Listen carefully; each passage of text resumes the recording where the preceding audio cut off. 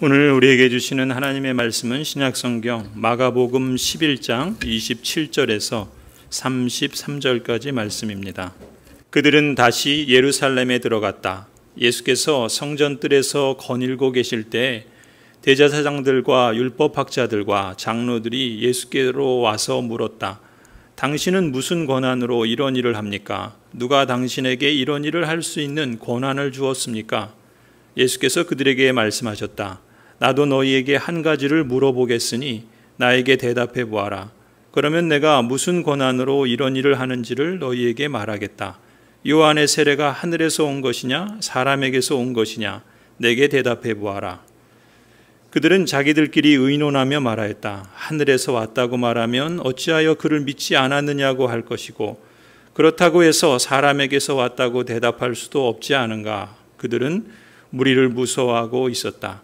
무리가 모두 요한을 참 예언자로 알고 있었기 때문이었다. 그래서 그들이 예수께 대답하였다. 모르겠습니다.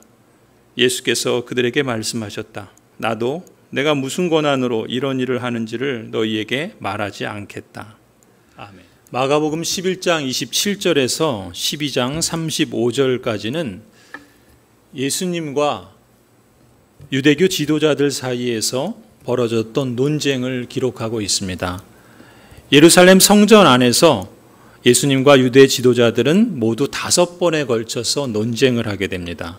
그 내용들이 매우 길지만 사실 이 논쟁들은 예수 그리스도께서 십자가에서 죽으시기 마지막 한 주간, 우리는 그걸 고난주간이라고 그러죠. 고난주간의 화요일 날 하루에 있었던 일입니다. 오늘 우리가 읽은 본문은 그 5번의 논쟁 가운데 첫 번째 논쟁에 해당하는 부분입니다. 예수님께서 예루살렘 성전 뜰에서, 그것은 곧 이방인의 뜰이겠죠. 그 성전 뜰에서 거닐고 계실 때 제사장들과 또 율법학자들과 백성의 장로들이 예수님께 와서 묻습니다. 28절에 이렇게 묻죠. 당신은 무슨 권한으로 이런 일을 합니까? 누가 당신에게 이런 일을 할 수 있는 권한을 주었습니까? 여기서 이런 일이라고 하는 것은 그날 바로 전 월요일 날이죠. 예수님께서 성전에서 행했던 일들을 지칭하는 겁니다. 우리가 지난번에 본 것처럼 예수님께서 성전에서 팔고 사고 하는 사람들을 내쫓으신 일이 있으셨죠. 환전하는 사람들의 상을 뒤엎으시고 또 비둘기를 파는 사람들의 의자를 둘러 엎으셨습니다. 그리고 만민이 기도하는 집을 강도들의 소굴로 만들어버렸다고 유대교 지도자들을 책망했던 일을 두고 이런 일이라 라고 표현했던 겁니다. 그러니까 사실 이 성전에서 일어나는 모든 일을 결정하고 또 관리하고 통제할 수 있는 권한은 당시에 산헤드린 공의회에게 있었습니다. 이 산헤드린 공회는 당시 유대교의 최고 종교기관이에요. 그래서 어떤 사람이 범죄해서 그 죄가 사형에 해당하는가, 그래서 사형에 대한 결정 이외에 모든 어떤 사법적 또 행정적 공권력을 가질 만큼 강력한 권한을 갖고 있었던 곳이 바로 이 산헤드린 공회였습니다. 그리고 오늘 본문에 소개되는 대제사장들, 율법학자들, 또 백성의 장로들이 바로 그 산헤드린 공의회의 대표자들이었던 거예요. 그러니까 이들은 자신들이야말로 성전에서 일어나는 모든 일을 주관하고 결정할 수 있는 합법적인 자격을 갖고 있고 권한을 갖고 있는 사람들인데 예수님께 따져 묻는 거예요. 도대체 당신은 누구에게서 어떤 권한을 받고 그런 일을 했냐? 이렇게 따져 물었던 겁니다. 이 종교 지도자들이 왜 이런 질문을 했을까요? 그 목적은 하나였어요. 예수님을 없애기 위한 꼬투리를 잡으려는 속셈이었습니다. 우리가 앞서 마가복음 8장 31절에서 사실 예수님께서는 이런 일을 미리 예견했었죠. 예수님께서 제자들과 함께 예루살렘으로 향해서 가시면서 이런 말씀을 3번씩이나 예고하셨습니다. 마가복음 8장 31절이죠. 인자가 반드시 많은 고난을 받고 장로들과 대제사장들과 율법학자들에게 배척을 받아 죽임을 당할 것이다. 예수님께서 미리 이렇게 말씀하셨던 거예요. 그리고 그것을 3번씩이나 예고하셨던 것이죠. 특히나 우리가 지난번에 보았던 마가복음 11장 18절을 보시면 바로 이 사람들이 급기야 어떻게 합니까? 어떻게 하면 예수님을 죽일 수 있을까? 어떻게 하면 예수를 없애버릴까? 이런 방도를 찾고 있었다. 성경은 기록하고 있습니다. 한마디로 그런 거죠. 예수님에게 그러는 거예요. 너는 무슨 권한으로 이런 일을 하느냐? 실질적인 권한을 갖고 있는 우리가 허락하지도 않았는데 너는 누구에게 받은 권한으로 이런 월권을 행사하느냐? 이렇게 꼬투리를 잡아서 예수님을 죽이려는 명분을 찾았던 것입니다.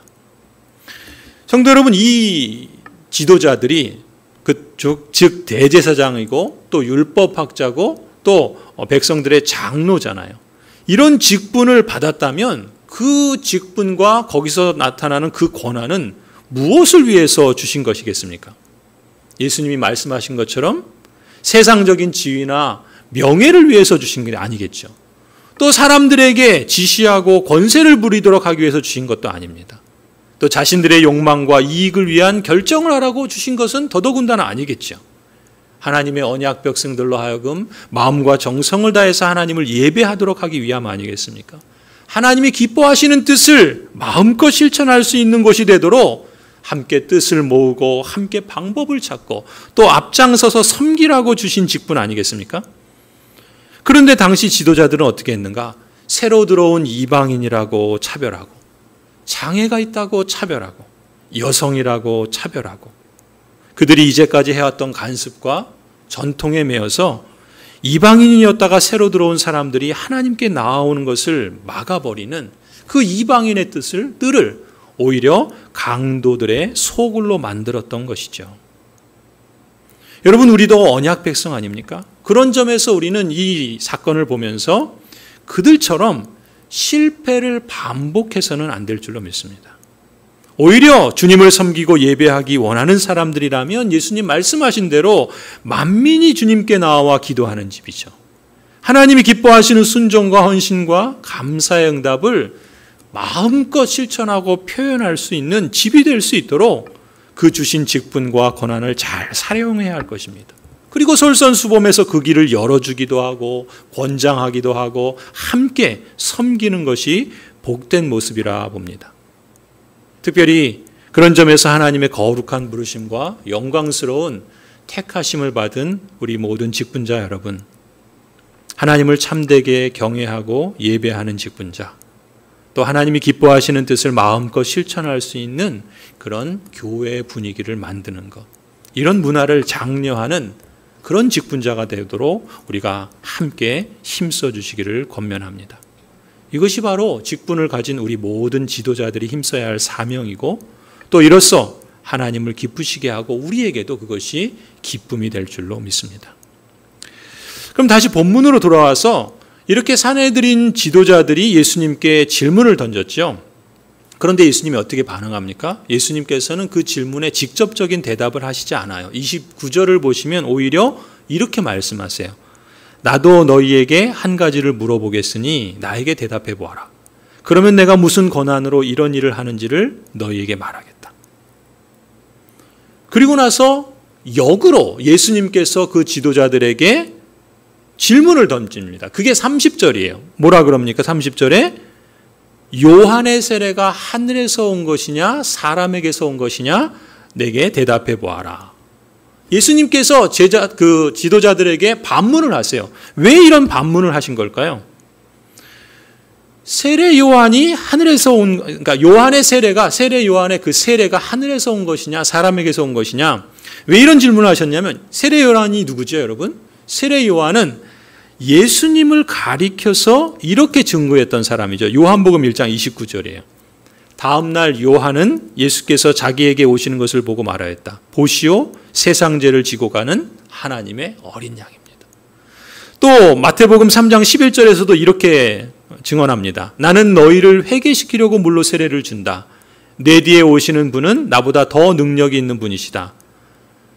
나는 그의 신을 들고 다닐 자격조차 없다. 그는 너희에게 성령과 불로 세례를 주실 것이다. 지금 세례 요한이 뭐라고 말하는 거예요? 예수님이야말로 세상 죄를 지고 가는 하나님의 어린 양이다. 예수님이야말로 성령과 불로 세례를 주신 분이다. 한마디로 세례 요한의 증언은 이것인 거예요. 유대인들이 기다리는 그 메시아 그리스도 바로 그분이 예수님이시다라고 증언하는 것입니다. 그러니까 예수님께서 그 종교 지도자들에게 이렇게 질문했죠. 그 요한의 세례가 하늘에서 온 것이냐 아니면 사람에게서 온 것이냐 이렇게 질문한 것에 대해서 어떻게 대답하느냐에 따라서 예수 그리스도의 신분과 권한도 하늘에서 온 것인지 아닌지 간접적으로 결정하는 셈이 되는 것이죠. 여러분, 이런 맥락을 산헤드린 지도자들이 몰랐을까요? 모를 리가 없었습니다. 그래서 31절을 보시면 당시 상황을 마가는 이렇게 기록합니다. 그들은 자기들끼리 의논하며 말하였다. 자기들끼리 지금 상황에 대해서 말하는 거예요. 뭐라고 말합니까? 하늘에서 왔다고 말하면, 요한의 세례가 하늘에서 왔다고 말하면 어떻게 된다는 거예요? 어찌 그를 믿지 않았느냐? 예수님께서 그렇게 힐난, 책망하시겠죠. 이 무슨 말이에요?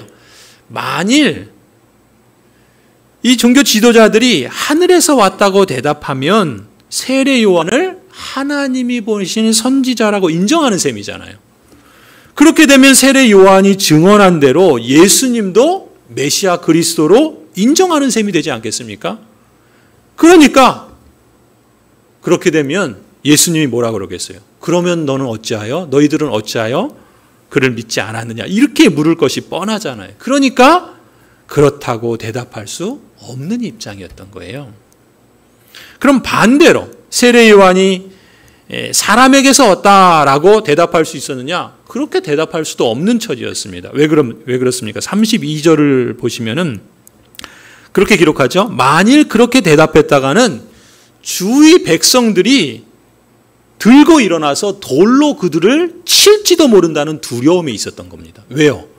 왜냐하면 많은 유대인들은 세례 요한을 하나님이 보내신 참 예언자라고, 참 선지자라고 이미 그렇게 인정하고 있었거든요. 그러니까 산헤드린 지도자 입장에서는 예수님의 질문에 대해서 그렇다라고 할 수도 없고 아니다라고 할 수도 없었던 거예요. 그야말로 진퇴양난인 것이죠. 자, 그러면 그들은 어떤 선택을 했을까요? 그게 33절이에요. 33절에 뭐라 그럽니까? 그래서 그들이 예수께 대답하였다. 뭐라고 대답합니까? 모르겠다. 이렇게 대답해요. 모르겠다. 여러분, 모르긴 뭘 몰라요. 다 알고 있죠. 알면서도 이 종교 지도자들은 자신들의 자존심과 이익과 그 자리를 지키기 위해서 거짓을 말하는 거예요. 그리고 대답을 회피하는 겁니다. 그러니까 33절에 예수님께서 그들에게 뭐라고 대답하세요? 그럼 나도 내가 무슨 권한으로 이런 일을 하는지 너희에게 말하지 않겠다. 이렇게 말씀하시는 겁니다. 예수님이 왜 이렇게 대답하셨을까요?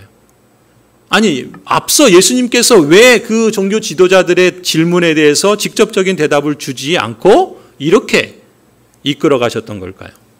그 이유는요, 예수님께서 이 대제사장들, 율법학자들, 장로들이 질문하는 의도를 알고 있었던 거예요. 그 속셈을 다 알고 있었던 겁니다. 여러분, 이 장면을 한번 상상해 보세요. 지금 이 지도자들의 모습을 한번 보세요. 이 사람의 마음이요, 얼마나 완악하고 이기적이고 부패한지를 보세요. 지금 누구 앞에서 이렇게 말합니까? 예수님 앞에서 이렇게 말하는 거예요. 예수님 앞에서도 자기 속내를 숨기면서 끝까지 거부하고 거짓을 따르고 있는 거예요. 그들은 예수님이 무슨 권한으로 누구에게서 권한을 받았는가, 거기에 관심이 있었던 게 아닙니다. 그걸 알고 싶었던 것이 아니에요. 어떻게 해서든지 꼬투리를 잡아서 예수님을 없애버리려고 했던 거예요. 종교 권력을 쥐고서 그들이 이제까지 마음껏 행사하던 자신의 그 파워, 그 지위, 그 이익, 그 기득권, 그 단맛을 잃고 싶지 않았던 것입니다. 여러분, 우리가 주목해야 될 점은 이들 역시 하나님의 언약 백성들이었다는 사실이에요. 게다가 이들은 직분을 받은 지도자들이었습니다. 그럼에도 불구하고 정작 그 속에 무엇으로 가득합니까? 부패한 본성이 여전히 가득한 거예요. 하나님을 예배하기보다는 자기 이익과 자존심을 섬기는 그런 부패한 본성. 하나님이 부여하신 직분의 목적을 따르기보다는 그걸 망각하고 세속적인 욕망, 세상의 자랑, 그런 수단으로 전락시켜버린 그 죄악과 위선이 가득했던 거예요. 그러니까 이처럼 부패한 마음과 이 위선적인 속셈이 그동안은 언약 백성이라는 신분에 가려져 있었던 거예요. 또 지도자라는 직분 아래 드러나지 않았던 거예요. 그런데 지금 예수님께서 그 속마음과 그 속셈까지 다 들춰내 보이셨던 것입니다. 성도 여러분, 우리 마음속에 있는 이 부패한 본성과 이 욕망, 그리고 겉으로 드러나지 않는 자기중심적인 속셈과 위선, 여러분 사실 그것은 사람의 눈에 잘 또 쉽게 드러나지 않을 수 있습니다. 그런데 우리가 기억해야 할 것은 무엇입니까? 예수님 앞에서는 그럴 수 없잖아요. 모든 것을 아시는, 모든 것을 그래서 심판하시는 그 예수 그리스도 앞에서는 결국 어떻게 됩니까? 모든 것이 드러나게 돼 있어요. 그런 점에서 여러분, 우리가 하나님의 언약 백성이라 부름받지 않았습니까? 우리에게 주신 그 언약 백성이라는 신분이 얼마나 고귀하고 얼마나 거룩한 것입니까? 그렇다고 한다면 그것을 거저주셨다고 행여라도 값어치 없는 헌신짝처럼 그렇게 함부로 여기지 말아야 할 것입니다. 우리에게 주신 직분도 그렇습니다. 그 직분이 얼마나 특별하고 얼마나 축복된 것입니까? 그렇다고 한다면 그것을 소중히 여겨야겠죠. 그리고 하나님이 그 직분을 주신 그 뜻하신 목적을 우리가 알아야 되겠죠. 그리고 그것을 성실하고 책임 있게 감당하려고 열심히 힘을 내야 할 것입니다. 우리가 열심히 힘써야 되지 않겠습니까? 여기서 우리가 이 사건을 보면서, 이 본문을 보면서 이 실패한 지도자들을 통해서 우리가 경계하고 유념해야 할 특징이 하나 있습니다. 여러분, 왜 이들은 하나님의 언약 백성임에도 불구하고, 게다가 지도자들임에도 불구하고 심지어 예수님 앞에서도 무릎을 꿇을 줄 몰랐을까요? 왜 속이는 것을 그렇게 지속하는 걸까요? 뭐 때문에? 뭘 지키려고 그러는 걸까요? 한마디로 말하면 이 지도자들은 종교적인 지위, 그리고 거기서 얻게 되는 특권, 그리고 거기서 얻는 단맛을 잃고 싶지 않았던 것입니다. 열심이 있어요. 열심이 없는 게 아닙니다. 그런데 그 열심은 자신들의 생각과 관습적인 전통에 대한 열심인 거예요. 하나님의 말씀이 가르치는 바 올바른 지식에 기초한 열심이 아니었던 겁니다. 여러분, 당시 산헤드린 종교 지도자들에게 어떤 열심이 있었습니까? 그들은요, 예수님이 사역하는 현장에 사람들을 보냈습니다. 또 자신들이 직접 그 현장에 가보기도 했어요. 그래서 예수님과 논쟁도 하고 때로는 예수님을 시험하기도 했습니다. 열심히 있었어요. 여러분, 사도 바울이 되기 전에 사울로 있을 때 사울은 어땠습니까? 한때는 이 산헤드린 종교 지도자들처럼 그 열심이 누구보다 남다른 특심이었습니다. 하지만 바울이 뭐라고 고백합니까? 그들의 열심은 그릇된 지식과 자기의와 관습에서 비롯된 열심이었다, 이렇게 고백하죠. 로마서 10장 2절 3절에서 사도 바울이 이렇게 고백합니다. 나는 증언합니다. 그들은 하나님을 섬기는데 열성이 있습니다. 그러나 그 열성은 올바른 지식에서 생겨난 것이 아닙니다. 그들은 하나님의 의를 알지 못하고 자신들의 의를 세우려고 힘을 씀으로써 어떤 결과를 나타냅니까? 하나님의 의에는 복종하지 않게 되었습니다. 그래서 산헤드린 종교 지도자들의 그 왜곡된 열심이 어느 자리까지 가요? 예수님을 죽이려고 하는 데까지 갑니다. 얼마나 사람이 어느 자리까지 갈 수 있는가를 이 종교 지도자들이 보여주는 거예요. 여러분, 바울이 되기 전에 사울이 어떤 자리에까지 갑니까? 예수님과 예수님을 따르는 제자들을 죽이는데 앞장서는 자리까지 갑니다. 하나님을 모르고, 하나님의 말씀을 모르고, 하나님의 교리를 모르니까 그 교리에, 그 말씀에 기초하지 않고 그저 자기 경험, 관습을 고집하면서 자기 의의를 세우려고 힘을 쓸 때 오히려 그 열심은 하나님의 의의를 복종하기보다는 교회의 질서를 깨뜨리고 하나님의 뜻을 역행하는 거침돌이 될 수 있다는 것을 우리에게 잘 보여줍니다. 그런 점에서 성도 여러분, 우리는 이들의 실패를 보면서 우리도 열심을 가져야 됩니다. 열심을 가져야 돼요. 열심을 갖는데 어떤 열심을 가져야 됩니까? 그 열심이, 나의 열심이 늘 바른 지식에 기초하고 있는지 배워야 돼요. 그리고 그것을 늘 점검할 필요가 있습니다. 그래서 사도 바울은 디모데후서 3장에서 이렇게 말합니다. 너는 배우고 확신한 일에 거하라. 무엇에서 배우고 무엇을 확신해야 됩니까? 성경은 능히 너로 하여금 구원에 이르는 지혜가 있게 한다. 그리스도 예수 안에 있는 믿음으로 말미암아 성경은 능히 너로 하여금 구원에 이르는 지혜가 있게 한다. 이렇게 말씀합니다. 성도 여러분, 우리 삶의 표준이 무엇입니까? 하나님의 말씀이죠. 하나님의 말씀이 우리 삶의 표준입니다. 그리고 그 성경이 규범으로 규정하는 것들이 있어요. 그것이 신앙고백서고 교리문답들입니다. 이렇게 하나님의 말씀이라고 하는 표준과 그 표준이 되는 성경이 규범이라고 규정해준 교리문답이나 신앙고백서와 같은 바른 지식에 기초한 열심이야말로 우리가 배워야 할 것이고 또 우리 교회가 힘써야 할 그런 분위기가 되어야 한다고 믿습니다. 그리고 우리 신앙생활의 목표가 바로 여기에 있어야 할 줄로 믿습니다. 그런 점에서 구체적으로요, 이번 주 토요일부터 우리 김증인 목사님이 일꾼대학을 시작합니다. 교회다운 교회를 통해서 온라인 교육을 시작해요. 그리고 제가 다음 주부터 목요일 날 또 내 마음 다스리기라는 청교도의 고전을 함께 읽는 책 읽기 모임을 시작합니다. 여러분, 교회에서 열리는 이러한 다양한 기회들을 선용하시기 바랍니다. 그뿐만이 아니에요. 기회 있는 대로 가급적이면 하나님의 말씀을 배우고 확신하는 일에 우선순위를 두실 수 있기를 바랍니다. 마지막으로 설교를 마치기에 앞서서 한 가지 더 강조하려는 교훈이 있습니다. 그것은 바로 그렇다면 예수님의 그 권한과 그 권세와 우리와의 관계는 어떠냐라는 그러한 하나님의 말씀입니다. 먼저 여러분, 예수님이 가지신 권세는 누가 주셨죠?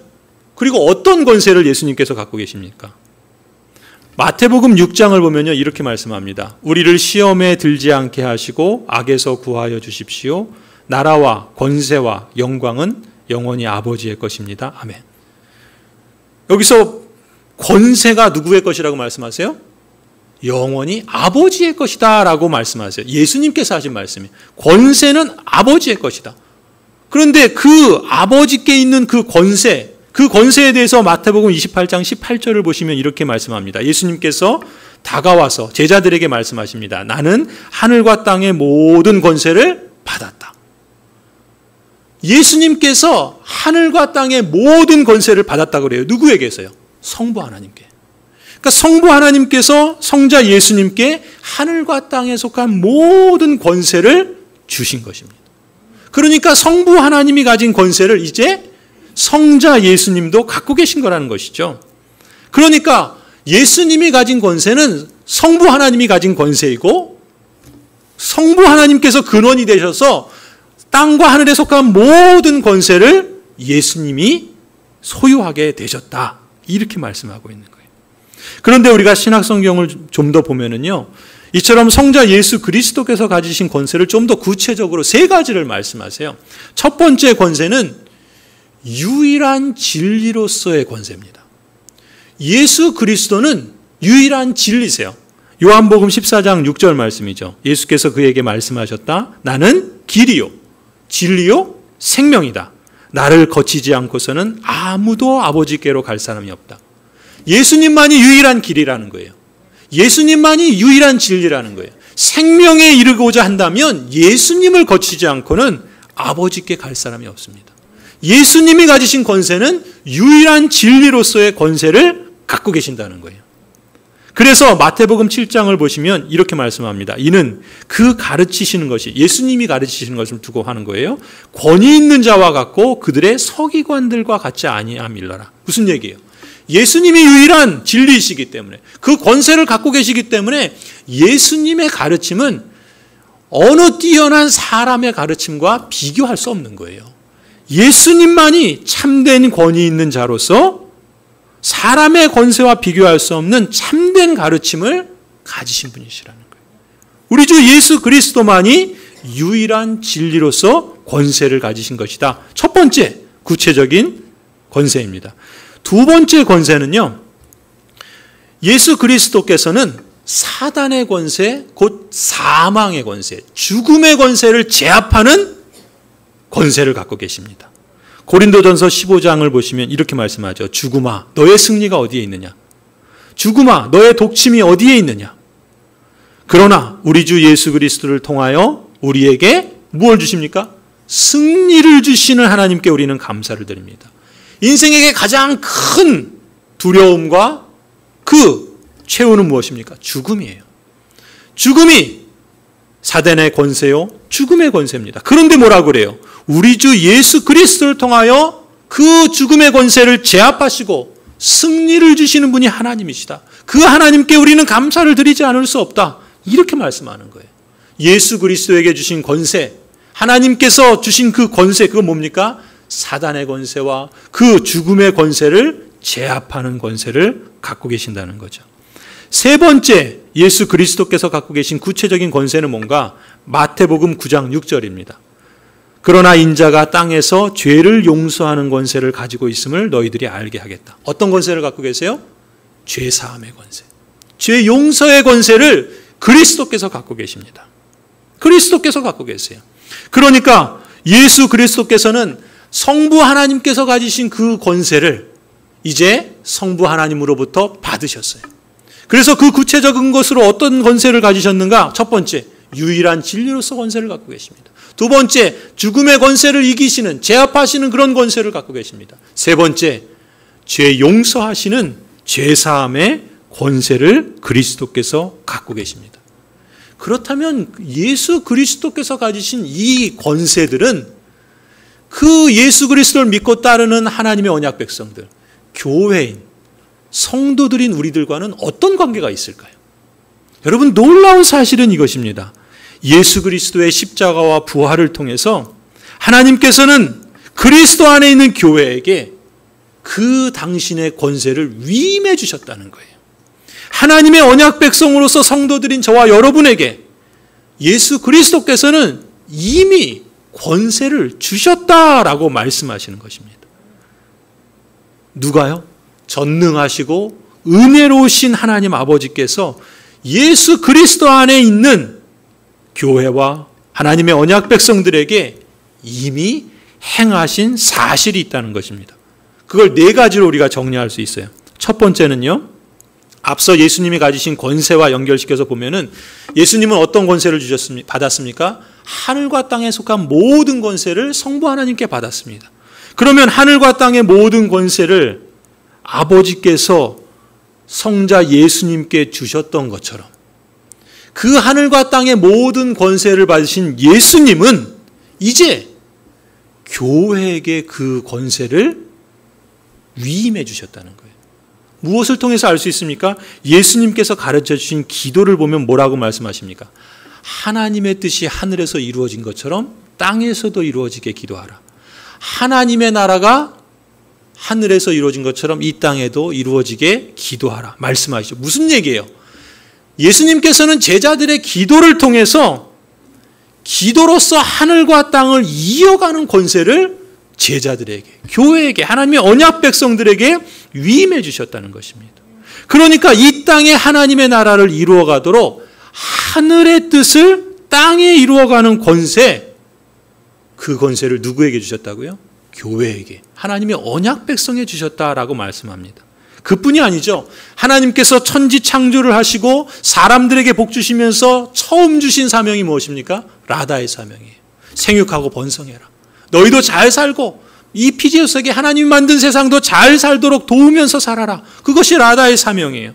그런데 그 라다의 사명이 죄로 인해서, 타락으로 인해서 다 깨져버렸습니다. 잃어버렸어요. 그런데 이제 하나님께서는 예수 그리스도를 통해서 하나님의 형상을 하나님의 백성들 가운데 회복하셨습니다. 그리고 그것을 온전히 회복해 가세요. 그러니까 예수 그리스도 안에서 교회와 하나님의 언약 백성들은 예수님처럼 땅을 다스리는 권세, 라다의 사명을 이루며 살아가는 권세도 회복시켜 주셨다는 거예요. 그것이 하나님께서 교회에게 하나님의 언약 백성인 성도인 여러분에게 주신 첫 번째 권세입니다. 두 번째 권세는 뭘까요?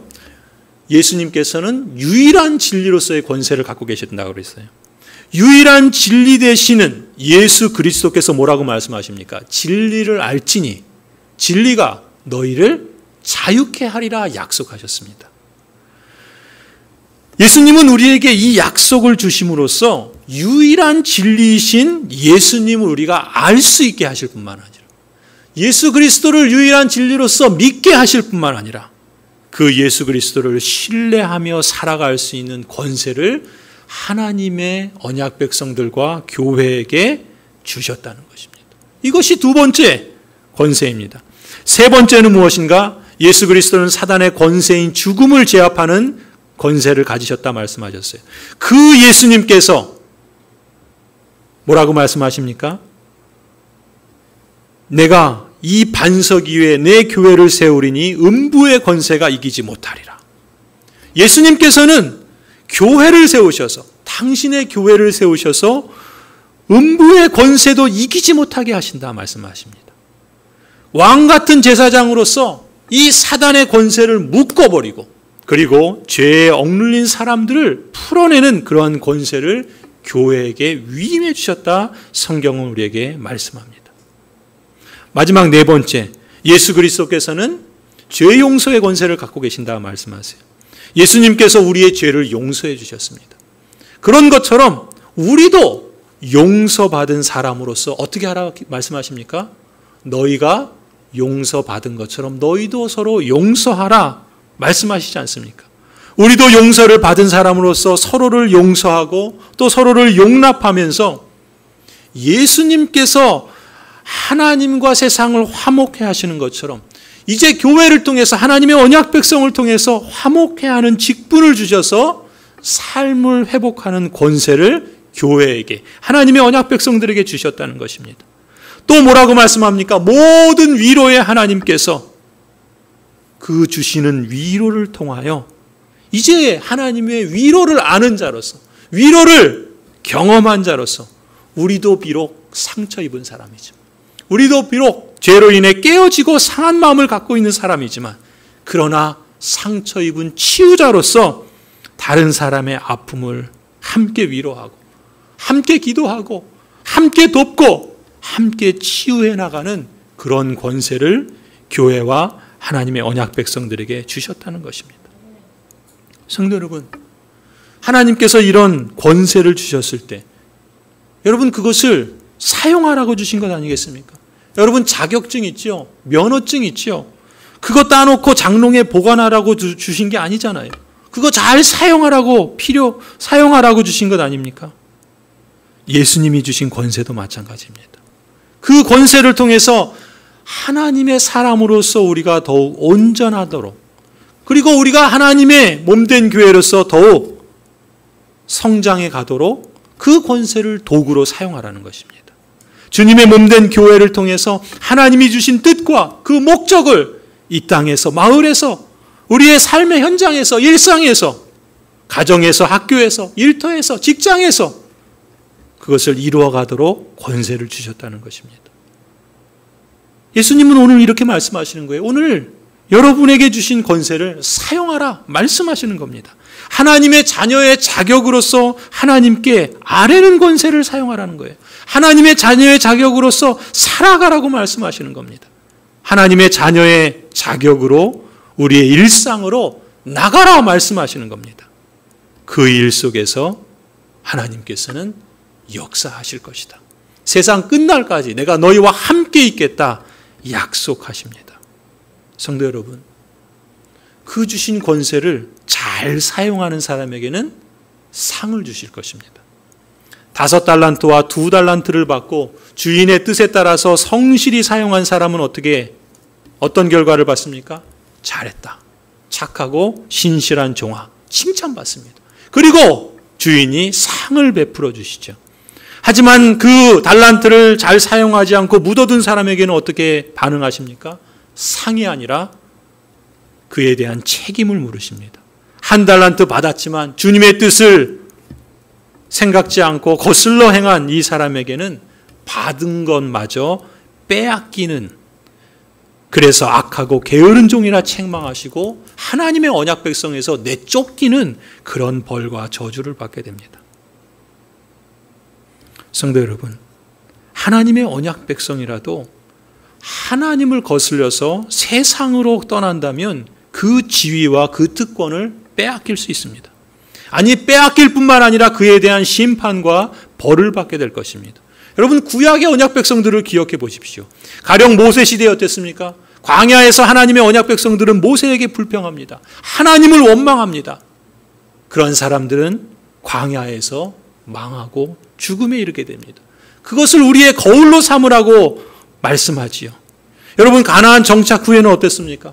제사장 나라로서 하나님의 언약 백성으로서의 특권과 사명을 주셨는데 그 사명, 그 특권 잊어버린 채 주변 나라들을 기웃거려요. 우상 숭배를 합니다. 물질적 번영을 추구합니다. 결국 남유다, 북이스라엘로 분단이 되고 북이스라엘 망하고 남유다도 망해서 포로 생활이 결과로 지어집니다.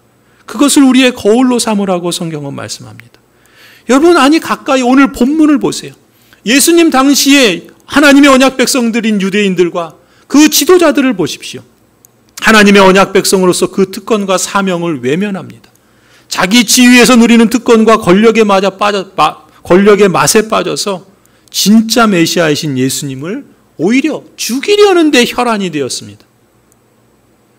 여러분, 이러한 언약 백성들과 그 지도자들에 대해서 예수님께서는 그 성전, 그들이 추구하는 그 성전 돌도 하나도 남지 않고 다 파괴될 것이라고 말씀하셨습니다. 우리가 앞서 보았던 것처럼 그 일은 역사 속에서 실제로 일어나지 않았습니까? 이러한 모든 일들은 우리에게 주의하고 멀리해야 할 부정적인 사례들일 것입니다. 그런데 여러분, 우리가 기억해야 할 것은 예수 그리스도께서 언젠가 재림하신다는 것이죠. 구약에서 또 예수님 당대에 재현되었던 이 부정적인 사례들이 이제 하나님의 언약 백성이라 자처했던 신자들과 교회라는 이름을 가졌지만 그 능력을 잃어버린 거짓 교회들에게 다시 재현되지 않을 것이라는 보장이 없습니다. 그래도 이제까지는 돌이키고 회개할 기회가 있었지만 이제 예수님이 재림하실 때에는 더 이상 돌이킬 기회도 없습니다. 그렇기에 행여라도 주님이 언제 오실지 모르니 아직 괜찮다, 이런 식의 어리석은 사고방식을 갖는다면 그것을 애초부터 버려야 할 줄로 믿습니다. 성도 여러분, 여기서 우리가 경계하고 유념해야 할 두 번째 특징이 있습니다. 앞서 첫 번째 특징은 뭐라 그랬습니까? 말씀에 기초한 바른 지식이 없는 열심을 경계해야 된다 그랬습니다. 말씀과 교리와 같은 올바른 지식에 기초한 열심을 우리가 추구해야 한다 말씀드렸습니다. 우리가 하나님의 언약 백성들과 또 종교 지도자들의 실패를 통해서 우리가 경계하고 유념해야 될 두 번째 특징이 있다면 그들이 본질을 망각했다는 거예요. 그들에게 직분과 사명을 주신 것에 대해서 불성실했다라는 것입니다. 우리는 이것을 멀리해야 할 것입니다. 여러분, 지금 우리가 사는 형편은 어떻습니까? 사회적 거리두기에 따라서 교회 생활이 이제 과거와는 비교할 수 없을 정도로 대부분 중지되었습니다. 목사의 전통적인 기능과 역할도 상당 부분 축소되었습니다. 이제는 여러분 성도 스스로가 각자의 신앙과 삶을 지키고 세워가야 하는 그런 상황이 되었습니다. 코로나 재난으로 인해서 목회자 주도의 신앙생활에서 여러분 성도 스스로가 주체가 되는 신앙생활로 바뀌게 된 것입니다. 또 예배당 중심의 신앙생활에서 가정에서의 신앙생활, 일터에서의 신앙생활, 일상에서의 생활신앙으로 무게중심이 바뀌어가고 있습니다. 이런 상황의 변화를 여러분 자신의 신앙을 스스로 세워가고 주체적으로 관리하는 기회로 삼으신다면 과거의 신앙생활을 강조했던 것만큼이나 여러분의 생활신앙도 강조해서 그래서 긍정적이고 균형 잡힌 방향으로 가실 수 있을 겁니다. 그런데 반대로요. 부정적인 방향으로 갈 위험 요소도 얼마든지 있습니다. 예배당 중심의 신앙생활에는 예배당 출석률이 신앙의 척도를 가늠하는 중요한 기준이었죠. 그런데 이제 온라인 예배가 장기화되었습니다. 또 그것이 일상화되고 있어요. 그러니까 예배당에 안 나가도 불편하지가 않아요. 허전하지가 않습니다. 교회에 안 나가도 과거처럼 죄의식에 사로잡히지도 않게 되었습니다. 전통적인 신앙생활의 참여나 섬김이나 헌신보다는 그저 자기 편의 위주로 신앙생활에 구색만 맞추는 식으로 전락할 우려도 없지 않습니다.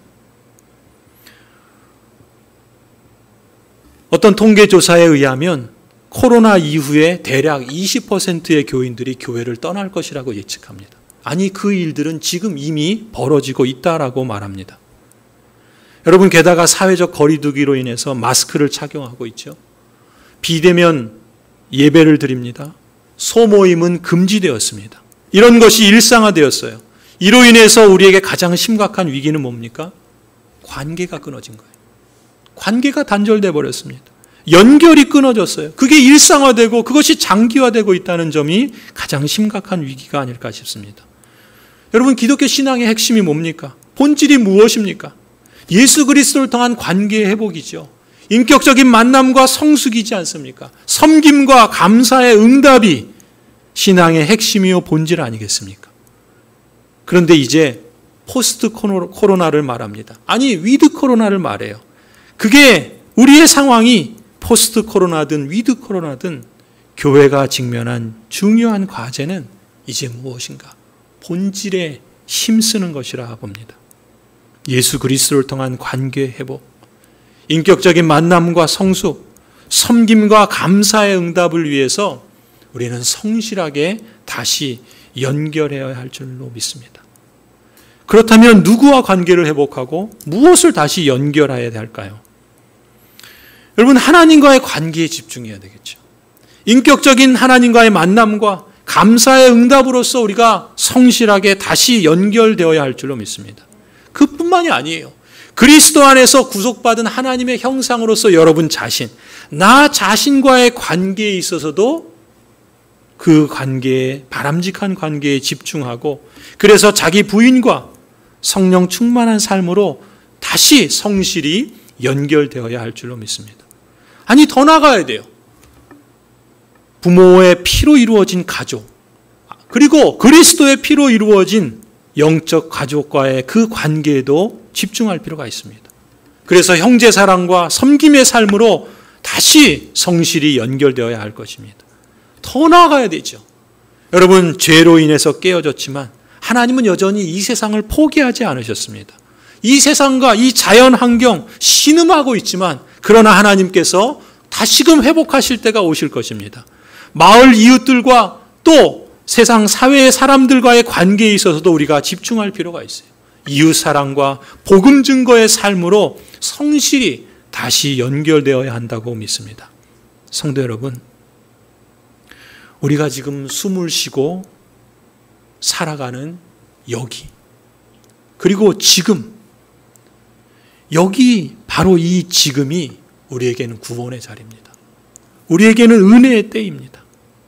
오늘이라고 하는 현재 우리에게 주신 권세와 사명을 책임 있고 성실하게 잘 감당함으로써 우리가 어떻게 하나님의 축복과 상을 누릴 것인지 보다 적극적으로 추구했으면 합니다. 우리와 또 우리 자손들이 이 복을 누리기를 소원합니다. 아니, 우리뿐만이 아니라 우리 교회를 통해서, 이 땅에 참된 교회들을 통해서 우리 마을이 이 복에 동참하는 일들이 더욱 확대됐으면 좋겠습니다. 그래서 가능하다면 여러분이 일상을 살아가는 직장이나 일터나 학교나 병원이나 주민센터나 노인정에서도 선한 마음과 선한 말과 선한 행실로 하나님을 기쁘시게 할 뿐만 아니라 사람에게 생명을 나누는 그러한 복된 열매를 맺어갈 수 있기를 간절히 축원합니다. 기도하시겠습니다. 하나님, 우리에게 베풀어 주신 놀라운 신분과 그 신분을 통해서 우리에게 맡기신 그 고귀하고 영광스러운 그 직분을 인해서 감사합니다. 이 시대를 살아가며 우리의 삶에 지식이 없는 열심과 또 하나님 주신 사명에 대한 불성실함을 멀리하고 하나님께서 우리에게 허락하신 그 교회의 본질과 그 거룩한 부르심을 우리가 함께 올곧게 나아갈 수 있도록 우리를 새롭게 하여 주시고 우리의 죄와 허물을 돌아보고 용서하여 주시고 또 우리가 함께 세워갈 수 있는 거룩하고 복된 교회로 하나님께서 더욱더 굳세게 하나님 세워 주시옵소서. 예수 그리스도의 이름으로 기도드립니다. 아멘.